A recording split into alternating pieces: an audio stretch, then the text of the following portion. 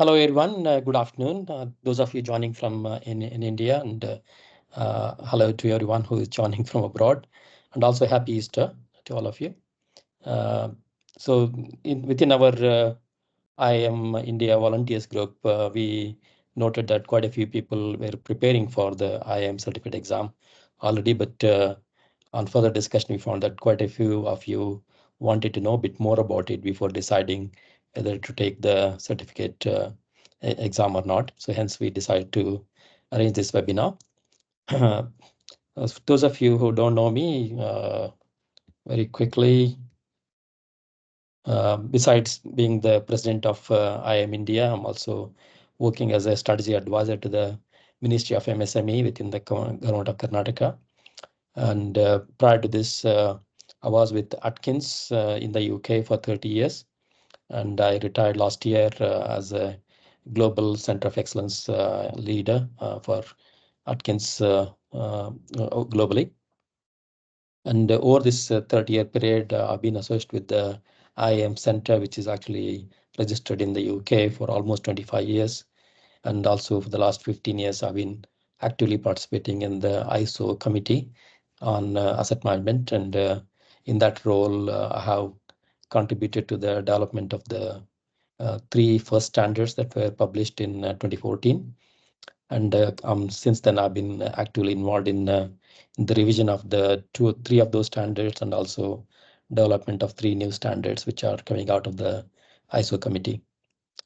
Also had the opportunity to work extensively around the world, supporting clients in many different sectors: transport, water, power, as well as airports. So, and I've been also quite closely involved with the development of the IAM certificate scheme initially, and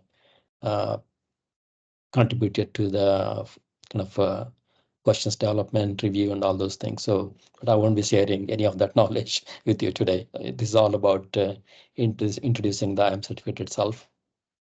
So what I'll be covering today is only three things. Firstly, why should you achieve this IAM certificate qualification?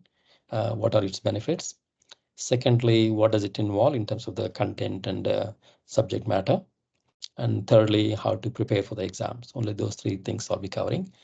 So we're about 22 people now, not too many. If you have an important burning question, please raise your hand, and I can stop and answer. Otherwise, if it can wait, just drop the question in the chat box, and hopefully we'll have enough time at the end to discuss those things in a bit more detail. Okay. So let's look at why should you achieve the certificate qualification. In fact, certificate is just a badge and a recognition, but before you answer this question, you need to also ask the question, why I want to develop my understanding and expertise in the area of asset management, and why asset management is important for many asset owners, and particularly for infrastructure asset owners in India. So let's start that question first, and then come to the certificate itself. Yeah. So let's look at what asset management is. Asset management is a strategic, integrated, long-term, and value-driven approach for developing, sustaining, and enhancing assets, any kind of assets, but I'll focus more on the infrastructure assets. So that's kind of overall what the approach is about. And these are the three key terms defined in the ISO 55000 standard. So asset is defined as anything that has a value to the organization, while asset management is about coordinated activity of an organization to realize value from assets. It also defines a third term called asset management system. This is basically a framework of all the processes, data, information, technology, and all of your people competencies and roles and responsibilities coming together as a framework that will be deployed in undertaking asset management activities on assets. So those three terms are quite related. So what type of assets are we talking about here? So just for the sake of understanding and make it clear, I'll divide them into four different types of infrastructure assets. Firstly, those are a type of asset which are very critical for the economic development of any nation. That's like the transportation assets, power generation, water, wastewater, and also industrial plant, defense, and other types of infrastructure, and that is critical for economic development. In addition, we also have a number of assets that are called social infrastructure assets, which are important for social well-being and social development. And these are offices and residential buildings, hospitals, schools, sports arena, you name it. There are lots of different types of social infrastructure assets. Asset management also deals with the digital infrastructure. This is all about data, software, IT, and communication systems, and other forms of non-physical assets. To that, we can also add the green infrastructure or the natural infrastructure with that already exists, and that is these are forests, coastal land, rivers, water bodies, and the like. So you can think of almost any type of asset, except maybe the human assets, people, and financial assets are not managed using the approaches we are discussing here, although they are applicable, but there is a lot of already regulations, rules, and guidance and standards available for the management of people assets, also the financial assets. So we don't deal with those two assets. Other than that, we pretty much deal with all types of assets when we talk about asset management here. So first look at why this has become important in India. This is a subject which has grown over the last 2 to 3 decades. It's still young in that regard. In fact, much of the development has happened since about 2008, when the first standard on management system standard on asset management was published by the IAM in the UK. Since then, the subject has grown and grown and continues to grow even now. So when we look at India, when you talk about infrastructure assets, we all know that we have a mix of old infrastructure that was built centuries ago, but also we have a more modern infrastructure built in the last 20, 30 years or so. Despite this, despite the heavy investment that is going in, we still estimated that in order for India to become a $5 trillion economy by 2030, it could be even earlier than that. We don't have the infrastructure capacity that is required to support that level of economic activity. So we do need to enhance our infrastructure much more quickly. We also note that we have a much older infrastructure, which is the older infrastructure is in a poor state and has not been well maintained for years. That also need to be improved and upgraded. It's a challenge we have to face. So recognizing this, the government, particularly the government of India at the center, has stepped up a lot of investment into infrastructure in recent years, and it has put together a national infrastructure master plan for the 5 years, 21 to 25, with an investment outlay of $1.4 trillion. This is a massive investment. Actually, even the US doesn't spend that much on infrastructure. It's a massive investment, and this is beginning to be seen now. We can see so many new roads coming up, new railway stations, new airports coming up. In every sector, you name it, a lot of new infrastructure is coming up, as well as upgradation of existing infrastructure. But despite this, it is estimated that India needs to spend at the rate of $4.45 trillion by 2030 to meet its demand for the infrastructure capacity to support an economic activity of $5 trillion by that time.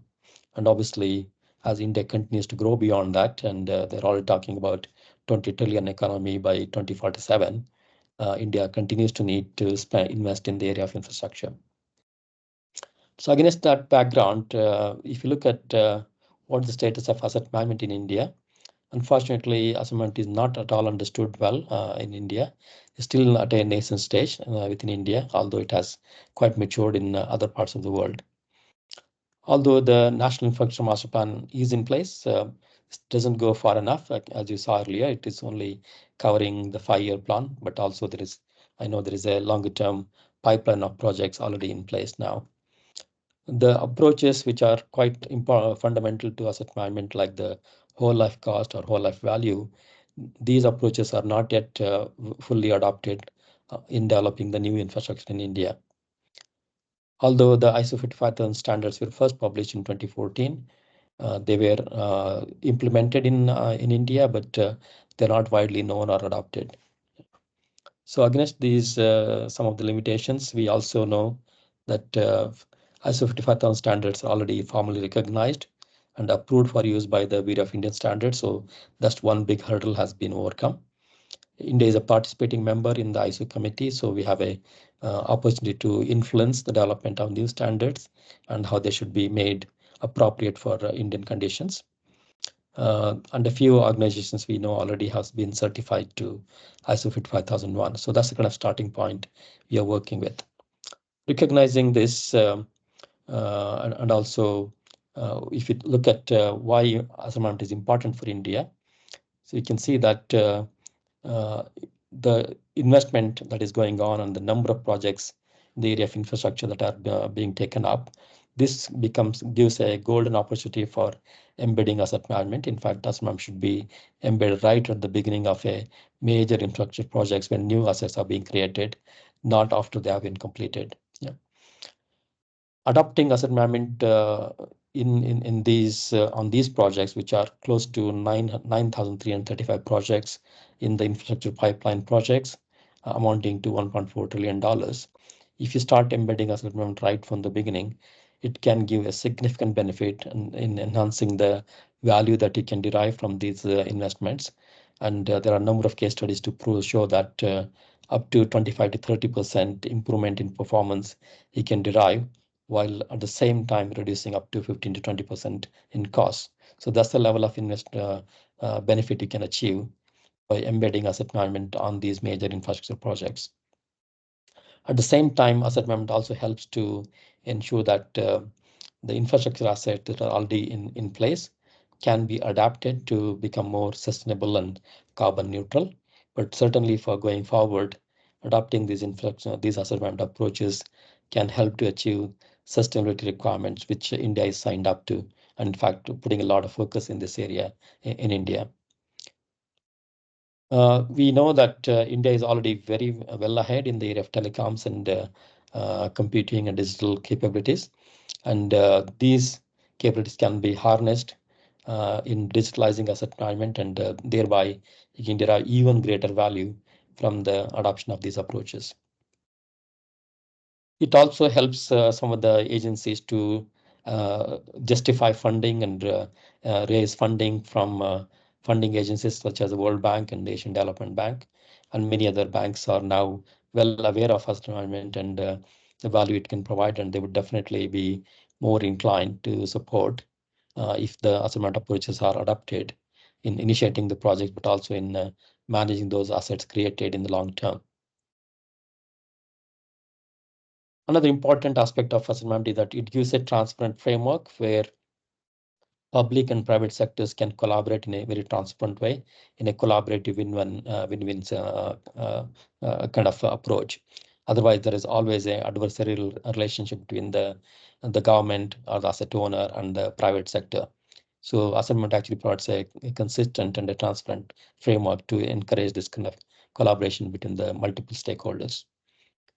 More importantly, not only during the development of new infrastructure, but asset management also helps to maintain existing infrastructure or even the ones which are being built in a better state in the long term, reducing the operations and maintenance costs, as well as reducing the risk of asset downtime as well.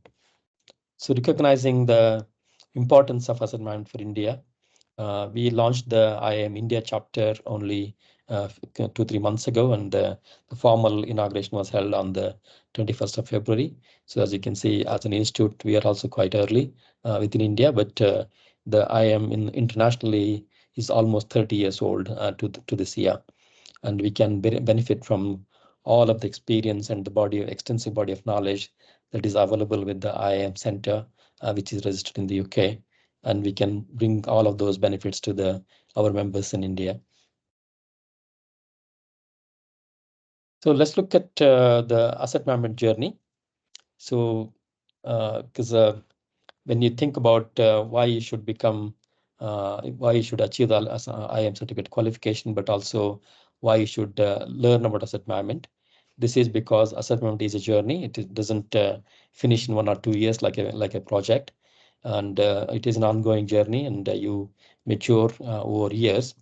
And IAM in the center has developed a complete suite of frameworks and assessments and standards to help the asset owners to assess where they are on this journey and help them to continue to mature. So supporting the organization's journey, we also need people who are competent and experts in asset management. And asset management, IAM also supports the individual journey, professional journey in the area of asset management. And this video here was created by the IAM some years ago now. And I have put a link to the YouTube here. It's about 8 minutes. I suggest you watch it on your own in your spare time. This actually traces very, very well how different organizations, particularly asset owners and operators, mature their approach in asset management. Initially, it traces how chaotic and large organization can work with disparate departments and specializations working in silos. They don't talk to each other. They don't even have a common language to communicate with each other. And as a result, you see that although each of the pockets of expertise are very well, they're doing their best job, the organization as a whole doesn't deliver the required level of performance from assets, and hence they are unable to achieve the strategic goals and objectives they have set out. So this recognition actually helps various people to then come together and begin to work in a more collaborative way. And then they find that there are standards such as the ISO 55000. There are various frameworks that have been developed by IAM, and they begin to embrace asset management and firmly embed those good practices within the organization, and beginning then start to get a lot of data and information which they can apply in making rational decisions that will minimize cost, maximize performance, and also minimize the risk. And this is how the asset management journey takes several years depending on the size and complexity of the organization. So IAM has a complete suite of documents and frameworks to support our major asset owners to go through this journey. And obviously, any organization need to have the right people with the right competencies to support their journey. And IAM also has a complete mapping of all of the qualifications and membership grades that are to support a complete career path in asset management for those individuals who want to pursue a career in asset management.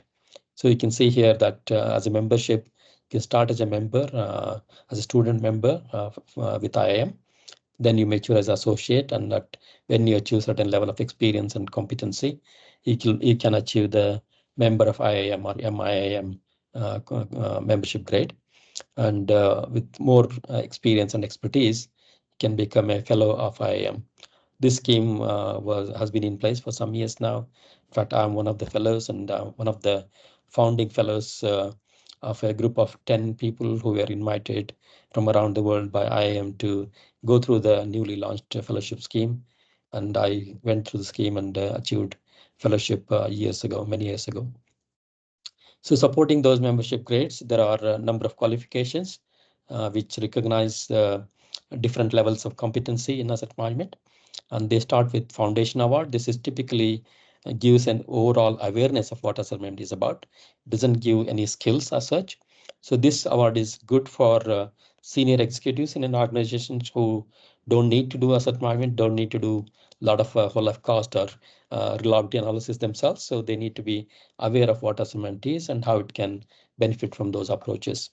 It is also useful for others who maybe do not have a direct role in asset management, but they still need to have some understanding that they can relate their own work to asset management as well as the overall organization. So it's more of awareness raising award. Second one, as you see, in terms of beginning to develop the competency certificate is the first step in a way to be given a kind of recognition of achieving certain level of competency in asset management.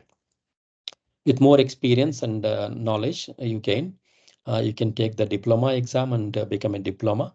And diploma is recognition of a practitioner level competency. So you are able to undertake a lot of asset management activities yourself, but maybe with some minimum guidance or review from seniors. So with again some experience, you'll be able to achieve a complete chartership in asset management. So that's also being awarded by IAM in more recently. So this recognizes that you are a leading practitioner in the area of asset management, and with further experience, you become a principal or an expert in this area.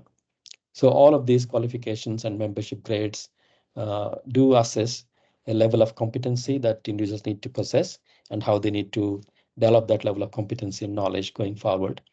And this is what is the if you're looking to develop your career in asset management, that complete career path is available here. So with that background, let's look at what are the benefits of a certificate. First thing to note is that the certificate qualification is recognized around the world. It's not just limited to UK or not limited to India. If you take the exam, being an Indian member. And as I said earlier, it is the starting point for professional development in the field, leading then to diploma and chartership in asset management. So if you are thinking of developing your career as an asset manager, then this is pretty much the starting point, almost a mandatory requirement for you. What does it do? It recognizes individual asset management knowledge and understanding. It certifies your understanding of the fundamental principles of asset management.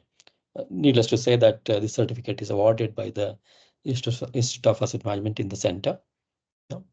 In terms of competency level, it recognizes the person has the basic level of understanding and competence to undertake asset management work under guidance and supervision. So you don't become an expert to undertake all of the work. You need to still be guided by more experienced people. In many of the tenders in the UK, US, Canada, in Australia, we have already seeing that IAM certificate is become a mandatory qualification for people working on asset management projects. There's no any international rule as such at the moment, but major asset owners are beginning to mandate this as a requirement for as part of the tender now. So if you are looking to work on asset management projects in India, it may take some time to get there, but particularly if you're looking to work on international projects, this will be a mandatory requirement to achieve the qualification of certificate. And also, if you want to then become a ISO 55001 assessor or auditor, this is again a key requirement to have the IAM certificate. It's a mandatory requirement, in fact. Yeah. So you can see that to date, over 12,000 people or more have taken this exam from 70 different countries. So the demand for this qualification is growing every year, and more people are taking the core training in this area, are preparing for it, and then achieving the qualification.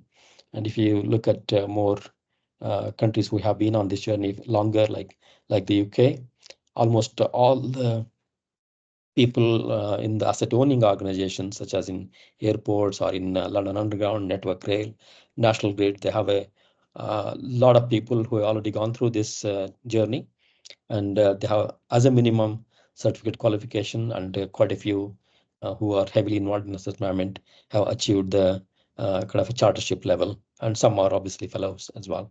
Yeah. So I'll just take a pause there. If there are any questions, I don't see any in the chat. No, nothing in the chat at the moment. Any questions you want to ask about why it is important to learn about asset management and achieve the qualification? If not, then we can go to the next segment. Okay. If no questions on the background, let's look at what does it actually involve in becoming a IAM certificate qualification. So firstly, as I mentioned, this is a qualification awarded by the Institute of Asset Management, and it is based on an online exam that you have to take. And this exam is conducted by Pearson VUE on behalf of Institute of Asset Management. So Pearson VUE is basically an agency internationally. Actually, they're specialists in undertaking holding these online exams. The exam itself involves 60 multiple choice questions to be answered in about 120 minutes, so 2 hours basically, and that's sufficient time. You won't feel there's a shortage of time. If you know the subject well, you can answer 60 questions in 60 minutes. Also, I've seen many people completing the exam in within an hour. It is intended for beginners in asset management, so hence no prior experience or knowledge of asset management is expected. So you have to obviously prepare for the exam, but you can be from any area of activity. You can be a designer, you can be a project manager, you can be an IT person, you can be a finance person. You can come from many different backgrounds. You can be an MBA, a business manager. Any of you can actually come into this field and learn and achieve your expertise and qualifications in this area. So the exam itself is organized into 5 different modules. You see that in the table on the side here. So the first module is the principles of asset management, which is the most important part, and it carries 20 questions out of the 60. Second one is about asset management policy, strategy, and planning. That carries 10 points or 10 marks. Managing the asset life cycle decisions and activities carries another 10 points.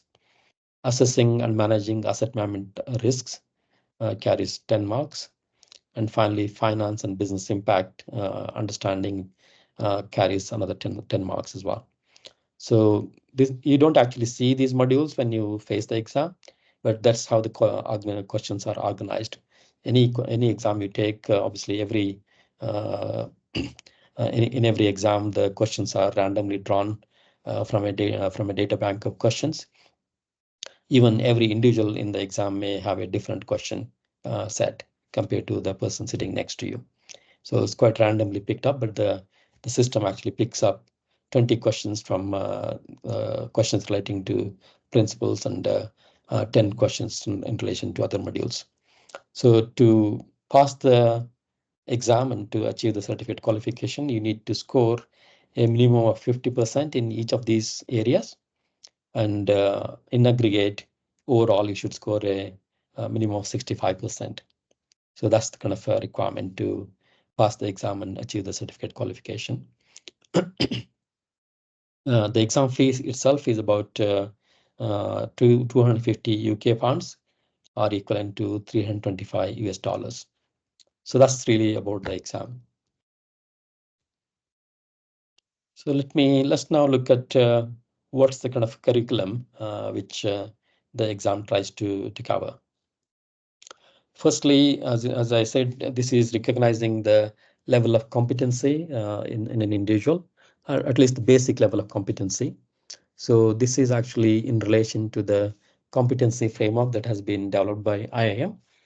Competency framework basically defines what a person should be able to do, yeah, and not the subject content itself that you know. So obviously you need to have the understanding and knowledge to be able to develop the skill to do certain things.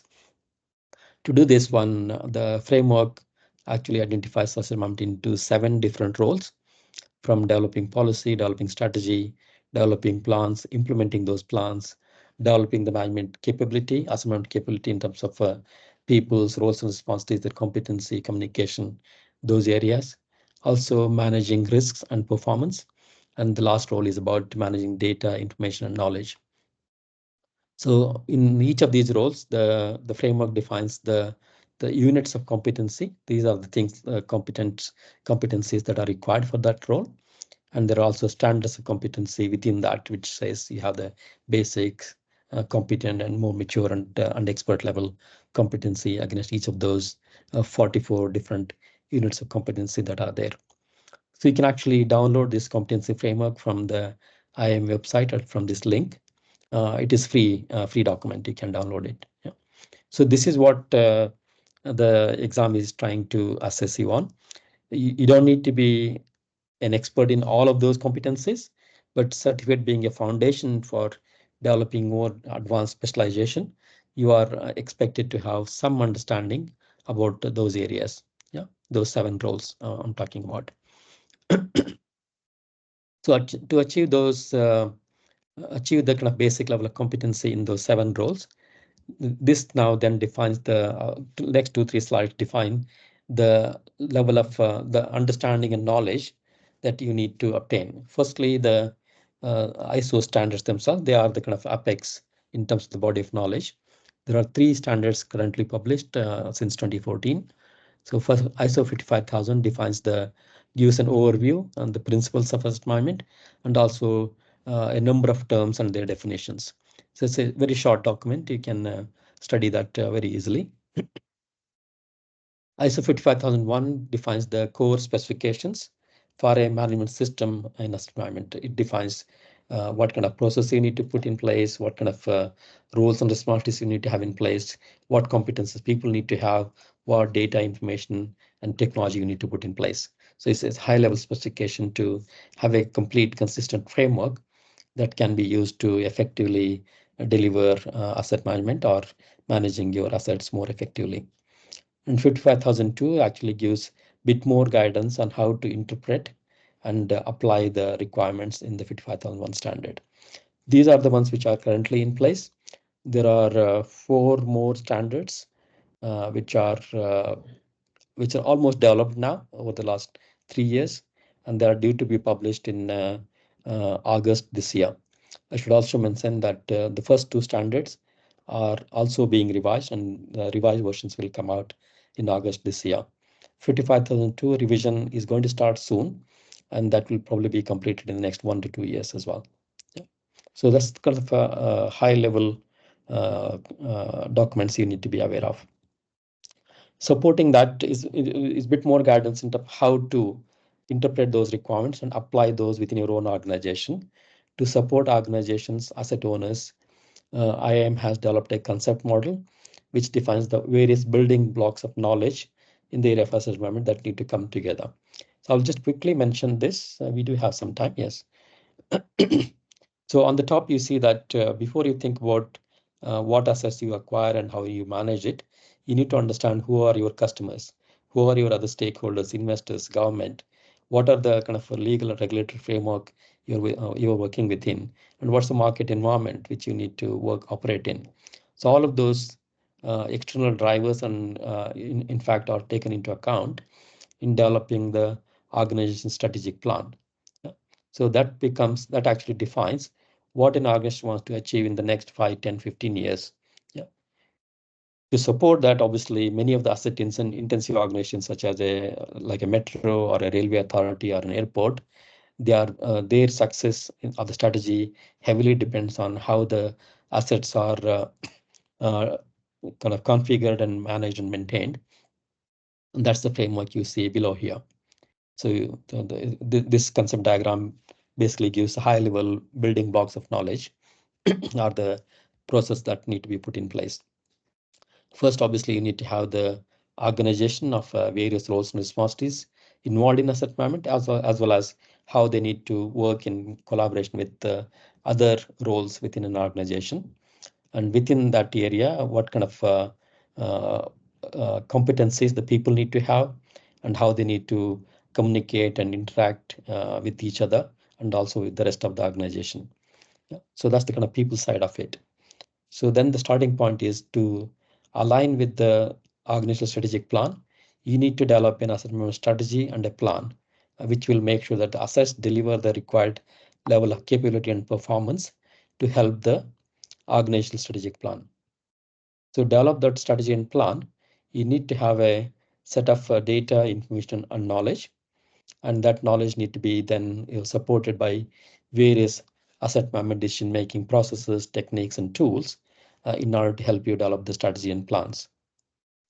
So once the plans are developed, implementing those plans involves either acquiring or creating new assets, operating those assets, maintaining them, and at some point in time when there is an end of life, either you can life extend for a certain time or you have to dispose of and then replace them as required. So these are called life cycle delivery activities.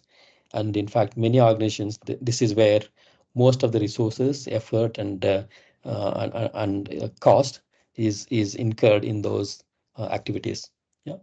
But unless these activities are actually derived from a high-level strategy and plan, which then relates to the strategic plan in meeting the stakeholder requirements, you don't derive the full value benefits from these activities. So that's what the assessment gives a consistent framework to achieve that linkage. So once you have the kind of required process to develop the plans, implement those plans, you also need a framework of performance indicators or performance measures to measure how well you are progressing, how well your assets are performing, and what are the various risks that are inherent in every stage of the asset life cycle, and how you should need to identify, evaluate, and manage those risks. So there are 6 boxes here. It's traditionally famously called six box model, and accompanying guidance that is shown here is called the asset management and anatomy. So this is about 80-page document. This describes these boxes very well in a high-level, non-technical way. So you get a full view of what assessment is about and how does it support organizations, particularly asset-intensive organizations, in achieving their strategic plan to meet their customer stakeholder requirements. Yeah. So again, this document being the foundational document for this subject area, IAM has made it freely available. So you can actually download it from this link here. Okay, as I said, there are 6 boxes here.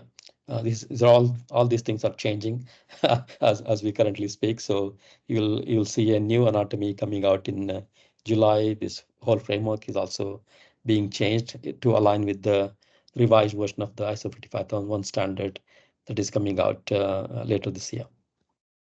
So around those 6 boxes, a global alliance of all of the asset management professional bodies as well as national maintenance societies have worked together to identify the complete breadth and depth of knowledge that is required in asset management. That's called as a landscape. They've identified in those 6 groups, 6 bodies of 6 groups I showed in the previous diagram, a number of individual subject areas. Yeah, there are 39 of them. So organized into those 6 groups, and they define the kind of what assessment actually constitutes in terms of landscape. At the certificate level, you don't need to understand in greater detail each of those subject areas. The anatomy document I mentioned on the previous slide actually covers each of these subject to a page or 2. So that's the level of understanding is sufficient for the certificate qualification. If some of you are looking to take the diploma exam, then obviously more in-depth understanding and knowledge is required about each of these subjects. And to support that, and also to support the organizations in implementing these more advanced approaches, the IAM has developed what's called the subject-specific guidance. Each of these documents, there are 39 of these documents which relate to these 39 subjects. So that's the kind of a complete body of knowledge that is available for you to learn on a kind of a progressive basis over time. Okay, preparatory material, I will come to that in a moment. And you have a question around the comma as well. I'll come to that as well, Karthikeyan here. So that's really about the exam itself, what it involves, and what's the kind of curriculum or the content that you need to be developing at least a basic understanding of in order to pass the exam. Yeah. So what I got now is a couple of slides in terms of how to prepare for the exam, and as part of that, I will answer the 2 questions that have come up. Firstly, I would suggest that if you're looking to take the exam or even beginning to start preparing for it, first download this document from the IAM website.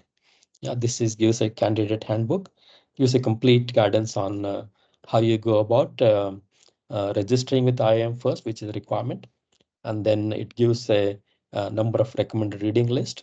I will come to that in a moment. But also, when you are ready, when you think you are you have the kind of done the understood the curriculum and you've gone through it, it also tells you guidance on how to register for the exam, how to pay for the exam, how to sit the exam, all those things. I won't go into detail to now.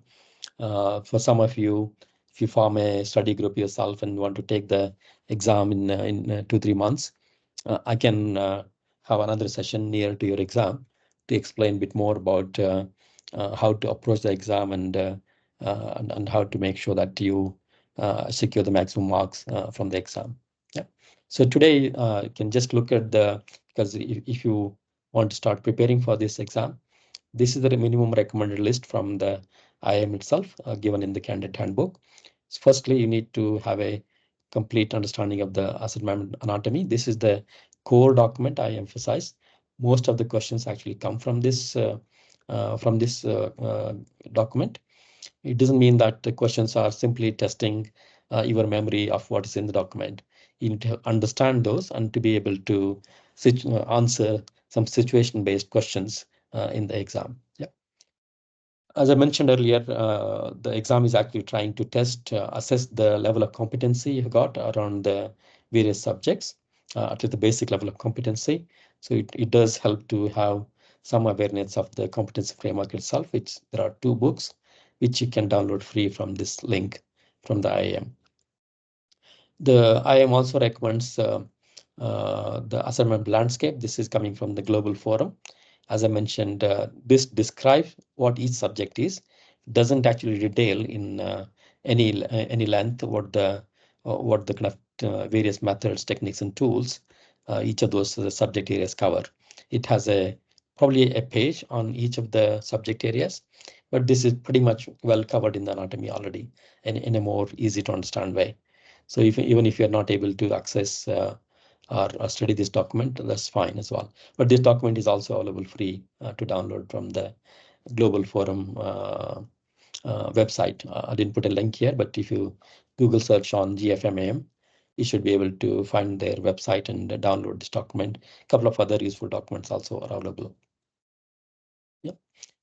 Yeah, this is another document which is coming from Global Forum of Maintenance Plus Environment. This is the competency specification for those who are looking to become auditor assessor for the ISO 55001 standard.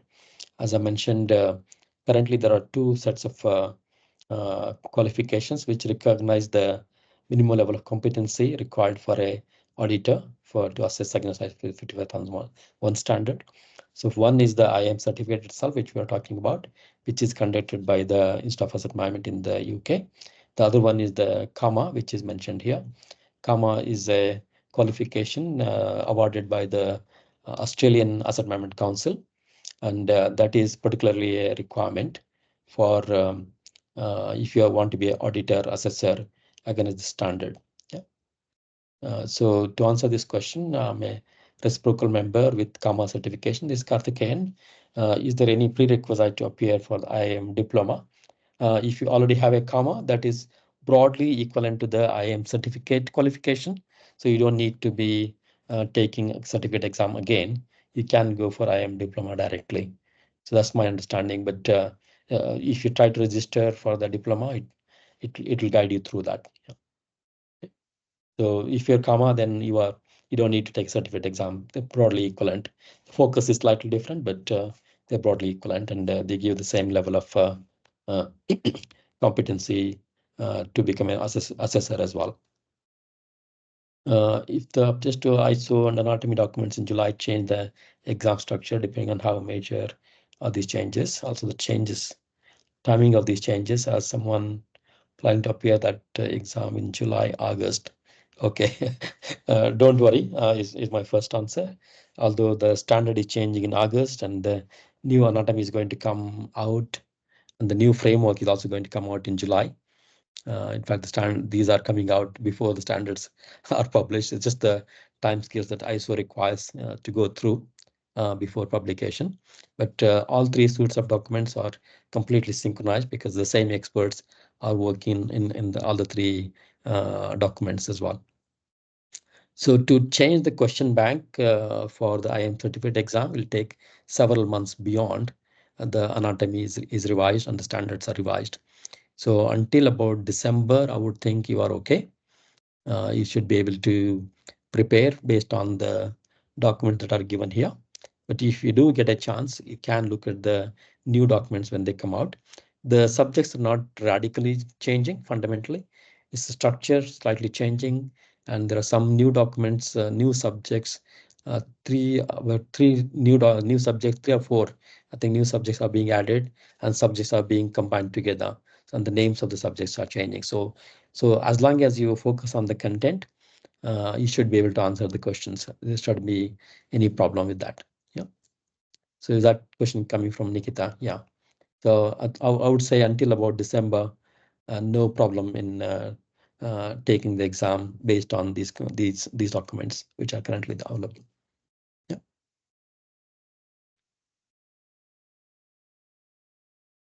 Yeah. So the question on okay, let me complete this. I think okay, which is one more slide. So this is what the recommended reading list from the IAM. If you want to study for the exam on your own for self-study, you can actually take the exam and pass if you if you go through these documents and understand the subject very well. Yeah. But however, not everybody is that able to be able to have the discipline to complete the self-study themselves. Hence, there are number of training courses available for candidates to prepare for this exam. IAM doesn't provide the training itself. It has actually developed the training specifications, and it also runs a IAM endorsed training scheme. So basically, it has recognized a number of companies around the world, number of institutions who have gone through the kind of assessment from IAM, and they have been declared as qualified to provide training in this area, particularly for the certificate exam. Some of them even cover the diploma exam as well. So you can actually, they have to maintain a lot of discipline, a lot of processes, the kind of register of their own trainers, competency and experience of those trainers, all those things they have to justify to IAM before they can be declared as endorsed trainer. And you can find a list of these trainers from the link here on the IAM website. And from my look through that list, although there are 23 organizations listed there, only 15 of them actually provide training for the IAM certificate exam. Yeah, others provide other different types of training. Yeah. So most of them are consulting organizations, and they do provide typically the training is in a 5 days face-to-face training course. So at least about 40 hours of training plus the exam itself. So that's the level of commitment that is expected. Yeah. There are only few of them out of the 15 uh, offer an online e-learning course, which is probably what would be more appropriate for those of us in India, because all these consultants who are endorsed, they do not currently run any training programs in India from my knowledge. Yeah. They do run training courses regularly in the UK, US, Canada. Australia has some companies who run training courses over there. So e-learning courses are more appropriate for those of you who are in India. You can actually basically covers the same content as given in these documents, but in a very structured, systematic way, with bite-sized chunks, with various exercises and questions at the end of each module. So that's how the e-learning courses are organized. There are three that I found are most popularly used, most widely used. One coming from AMCL, our Assessment Academy. You can find a bit more information about this e-learning course from this link here, and they charge about 330 UK pounds per license or per person. Then it's the Woodhouse Partnership Limited. They also have an academy for training. You can find their e-learning courses from here. They charge about 440 pounds per license. They are a big training provider. They run many other courses. They do even train for IAM diploma, but also more advanced training in specific subject areas. In fact, supporting the development of advanced competency for people, for example, developing the asset strategy or strategic plans, or those in managing data and information for assets. So much more advanced competencies. They offer courses on that. Asset Wisdom is also another provider of e-learning courses. That's the link here, and they charge about 350 pounds per person. So if you are looking to take the exam, you may want to consider taking one of these e-learning courses. Yeah. So that's all I had to cover. Probably there'll be more questions. I think we got some time for that one. At this point, probably Santosh, better to stop the recording. Maybe some questions I'm not be able to answer in my wearing my hat as the president of IAM. So we can close the recording here.